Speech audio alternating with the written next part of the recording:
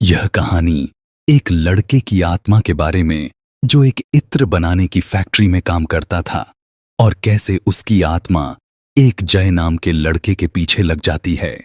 तो चलिए कहानी शुरू करते हैं। अक्सर जब भी मैं अपने स्कूल बस से स्कूल जाता था, हमारी बस बच्चों को लेकर एक पुराने जंगल के रास्ते से गुजरती थी। वैसे तो यही हमारा रोजमर्रा का रास्ता था। तब मैं बहुत छोटा था, पर मुझे आज भी याद है जब हमारी बस उस टूटे हुए रास्ते से गुजरती थी। मेरी निगाहें एक पेड़ के नीचे बनी कब्र पर पड़ती थीं। मैं हमेशा उस कब्र को देखकर सोचता कि यह कब्र किसकी होगी, पर कभी जान नहीं पाता। एक दिन मुझे पता नहीं क्या सूझा। मैंने सोचा कि क्यों न मैं इस पुरानी कब्र के पास जाकर देखूं, शायद मेरी जिज्ञासा शांत हो जाए। फिर एक दिन शाम को मैं उसी रास्ते से गुजर रहा था। मैंने अपनी साइकिल को एक किनारे पर लगाया और उस कब्र के पास गया। कब्र कोई ज्यादा पुरानी नहीं थी। उसके आसपास सूखे पत्ते बिखरे हुए थे। मैंने नाम पढ़ने की कोशिश की, पर वह मटमैला होने के कारण पढ़ नहीं सका। मैं वहीं कुछ देर तक बैठा रहा। जब मैं वहां से उठकर चलने लगा तो मैंने एक अजीब से मदहोश करने वाले इत्र की खुशबू सूंघी, जो कि अजीब बात थी क्योंकि वहां पर कोई भी मौजूद नहीं था। उसी शाम को जब मैं घर लौट कर आया तो मां ने मुझसे पूछा, तू बाहर गया था? बताकर तो जाना चाहिए। मैंने अपनी मां की ओर देखा और चुपचाप अपने कमरे में चला गया।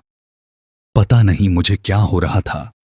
मेरे अंदर विद्रोह के, गुस्से के और अजीब से विचार घूमने लगे थे, मानो मैं अपने आप से अपना काबू खोता जा रहा था। मां ने मुझे खाने के लिए भी कहा था, पर मैंने यह कहकर मना कर दिया था, मेरा मूड नहीं है। हां, इसीलिए कहती हूं, बाहर कुछ भी नहीं खाया कर। अब जल्दी सो जाना, सुबह जल्दी भी तो उठना है। पापा ने कहा, क्यों? कल क्या है?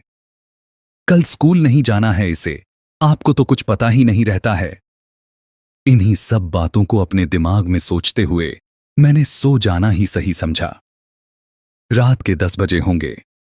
मानो मेरा शरीर बहुत भारी होने लगा। मुझे चक्कर आने लगे, जी मचलने लगा। शरीर इस तरह से हावी होने लगा मानो किसी ने मुझे जकड़ लिया हो। पूरा शरीर पसीने में भीगने लगा। आश्चर्य इस बात का था कि पंखा अपनी गति से ही चल रहा था।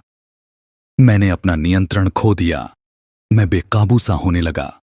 मेरे अंदर इतनी भी ताकत नहीं रही कि मैं अपनी मदद के लिए घर में किसी को आवाज तक लगा पाऊं। मैं जल्दी से अपने बिस्तर से उठा और घर के मुख्य द्वार की ओर दौड़ा, मानो वह बिस्तर मेरे लिए एक मृत्युशैया हो। साथ ही चीखते और बरबराते हुए मैं बाहर गया और आसमान को देखकर जोर जोर से हंसने लगा। चांद जो कि काले बादलों में छिपा हुआ था, उसके प्रकट होते ही मैं जोर से चीखने लगा। मेरी चीख इतनी भयानक और डरावनी थी, इसकी गूंज से मेरे घर वाले बाहर आए। बाहर आते हुए उन्होंने मुझे आवाज लगाई, जय, यह सब क्या है? तू इतनी रात को यहां क्या कर रहा है? मैं अपना आपा खो चुका था। मैंने बड़ी बड़ी आंखों से अपनी मां की ओर देखा। यह पहली बार था कि मैंने उनके साथ इस तरह का व्यवहार किया। जल्दी ही पिताजी बाहर आए। उन्होंने मेरी ओर देखा और पूछा, जफर, तू यहां क्या कर रहा है? मेरी मां को यह सब कुछ बड़ा अजीब लग रहा था। वे किसी भी जफर नाम से परिचित नहीं थीं। मैंने पिताजी की आंखों में देखा, पूछा, तू जानता है मुझे? और मैं तेजी से दौड़कर वापस अपने कमरे में आकर अंधेरे में एक कोने में दुबक कर बैठ जाता हूं, जैसे किसी से बचने की कोशिश कर रहा था। खैर, इसके बाद मैं अपने कमरे के एक कोने में सोता रहा। जब मैंने बाहर जाने के लिए अपने कमरे के दरवाजे को खोलने की कोशिश की तो पाया कि वह बाहर से बंद था। थोड़ी देर कोशिश के बाद मैं चिल्लाने लगा, मुझे बाहर निकालो! पर काफी कोशिश के बाद भी वहां कोई नहीं आया। करीब दोपहर तक मैं उसी कमरे में बंद रहा। फिर कुछ लोगों की बातें और उनके कदमों की आहट को मैंने अपनी ओर आते हुए सुना। थोड़ी देर के बाद उन सभी लोगों ने मेरे कमरे के दरवाजे को एक साथ खोला।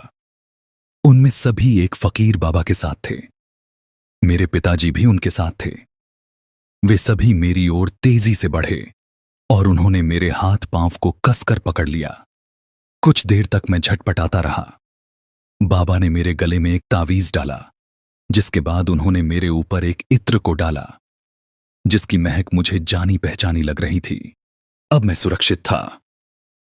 इस घटना के कुछ दिनों बाद एक दिन मैं अपने पिताजी के साथ बैठकर खाना खा रहा था। मैंने उस इत्र के बारे में पूछा, पापा, वह इत्र कौन सा था? मुझे उसकी महक जानी पहचानी लगी थी।